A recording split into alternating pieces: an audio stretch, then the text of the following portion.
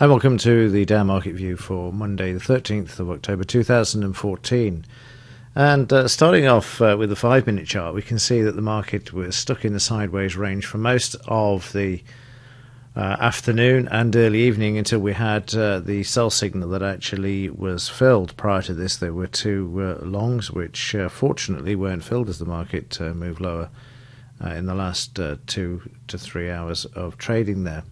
So the market trading up from the 16,650 all the way up to the 16,750, and this became a pattern for most of the afternoon. You can see the market there trading in between the other psychological levels there as well at 16,650 and coming back down to the previous day's close and low there before moving back up.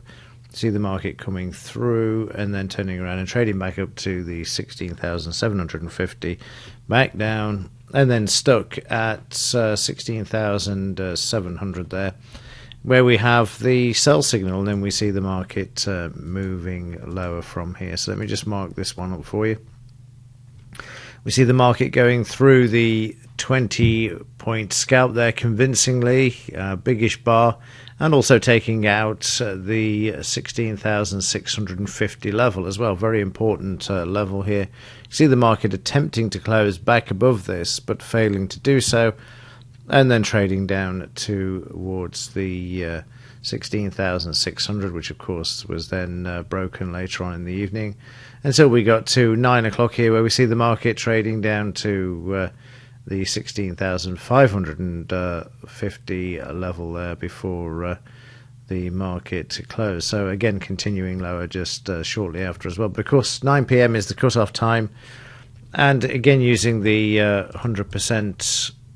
Once the market is through the scalp, you can see that it took until, well, it didn't take at all. I mean, the market just wouldn't close 100% back above the lower highs that were made in this market down to the 16,550 level before the close there. However, this trade would have produced in the region of around 70 points at this psychological level of 16,600 before the market broke this at 2045 and 2050 before going down before the close there. So around 70 to 80 points on this trade on Friday to finish off what had been a reasonable week as well. In the daily chart, so you can see the low of the test bar being taken out continuing. We do have some buying pressure around in the market, and what we mean by this is that the range of this green bar for Friday is less in range than the previous bar, but the volume is greater. So how can you have more energy, i.e. volume, more fuel, moving the market lower, and yet prices don't go lower? So there's got to be some buying in the market for Friday. So we could see the market sideways to higher for Monday.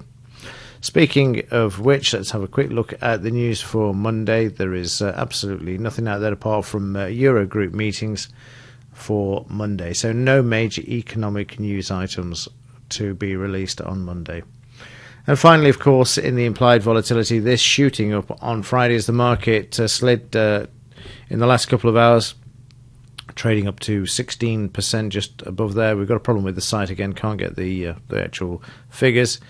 But we're looking around 18% for a true bottom in this market. And just to go back to the daily charts, you can see that we've got a situation here where, if I just narrow the range a bit there, and then bring the markup back in, get the 0 point tool there, and we'll just drag this across there. That's sort of the area you're going to be looking at. 16,250-ish area is where the market is likely to find support and could trade down to before we do see this support coming into the market as well. Let's just go back a bit and have a look at the bigger picture, see where we are and where the support and the previous buying areas were before this market moved higher.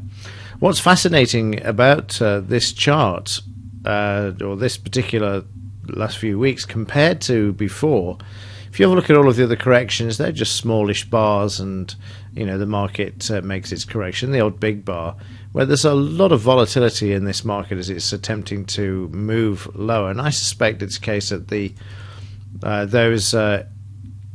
that in the Fed and all the rest of it, and the institutions, they want to keep this market up, and this is why you're seeing this very choppy pattern of up, down, down, testing, up, down, up. Any sort of positive news, they're trying to bring the market back. So we could see this downtrend continue for some time until we get to a major support area and we see a 100% increase in the implied volatility.